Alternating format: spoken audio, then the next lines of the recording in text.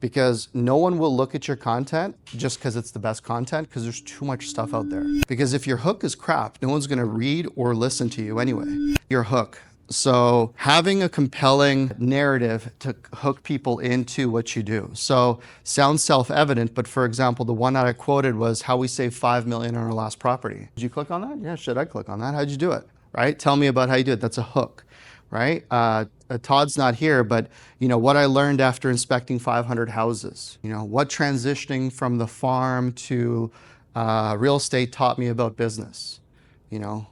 What raising 8 figures in mortgages taught us about, RSPs or something like that. Like, you got to think of a hook, and this is the part of the activity that we want to think through. And you're getting really good at this, guys, when you think of your hook before you even think of your talk. So literally design your hook first, and then try to see if it actually fits within your talk. Because if your hook is crap, no one's going to read or listen to you anyway. Think about the YouTube videos you guys watch, right? Like, you don't click on it, be like, oh, I want to listen to him for 20 minutes before I, decide if I'm going to listen to it. No, that's not how you do it, right? You look at the title, right? Is the title interesting? I know a bunch of guys that so you guys have heard of Alex Hormozi, right? $100 million leads. So I got invited to his workshop at the end of May in Vegas. And his whole thing is like, it's very expensive, but I'm going to spend a few days with the guy, and like, their marketing, they'll literally put out the same video on YouTube 4 or 5 times with different titles. It's literally the same video. And why do they do that? Because they want to see which one lands, and then they double down on that one. Same thing with my book. It wasn't called Unlimited Investor Leads by accident. It was a lot of reiterations that then finally, oh, magic, bestseller.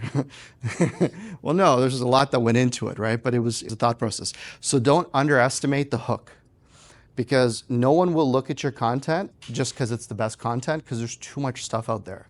There's just, especially now, everybody's realizing that they need to do videos. I mean, would you have ever imagined to do it before? No, not really. Right. Who else has started shooting videos in the last year? We're in the real estate industry, which is kind of like the dinosaurs of like the business world, right? You had the YouTubers and Instagram models selling shampoo and bath salts, 5 years ago, right? But we're now starting to use this. So if we're now using it, you could pretty much assume everybody's going to start using this stuff, right?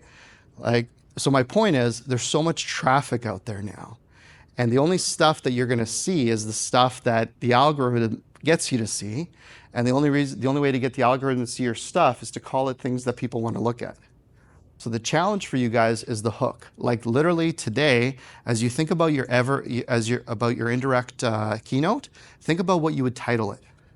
That's literally the first thing.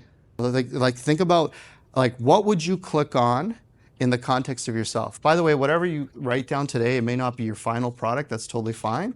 But I just want to make sure you guys kind of just understand my thought process, because that's going to be a really important piece. So the hook, I can tell you right now, will determine whether people open it or not. Now, don't lie. Don't say things that aren't true. Goes without saying. But make sure that you position the truth in a way that it's interesting. And it can't be a sales message. It can't be like, learn how to invest your RSPs for better returns. Because that's, I'm not saying that's a wrong hook, but that's a direct keynote. You guys understand? That's a, hey, you're coming to a pitch. And again, the audience for that is very, very small. You ask people in an audience, hey, who wants to get pitched? Like, who's going to put their hands up, right? Nobody. Who wants to learn about how to use RSPs for second mortgages? I'm interested, right? As an example. It's a direct versus an indirect. So your direct offer, you guys are all, again, 101 training in school. You guys have that, how to invest in mortgages, how to do this, but the indirect is the challenging hook. The good news is once you nail it, it's with you for as long as it serves you. So for example, this book, Unlimited Investor Leads, like, this is mine. I own this. I've trademarked it. I own it. It's mine. It's out there. And this book, every day we have between, I think, 50 and 60 plus, inquiries about this, downloads. These are new leads, and they all fill out our forms. And if you guys haven't funnel hacked me yet, you should do it. If you don't know what a funnel hack is, you should figure that out too. So funnel hacking is literally go through someone's funnel to see how they put you through it. Like, literally, that's what I did with Hormozi. And then I found myself spending 10 grand to go to Vegas for 2 days. I was like, yeah, sure, why not? Let's see. But I wanted the funnel. I wanted the experience. I wanted the process. Because don't tell me, show me.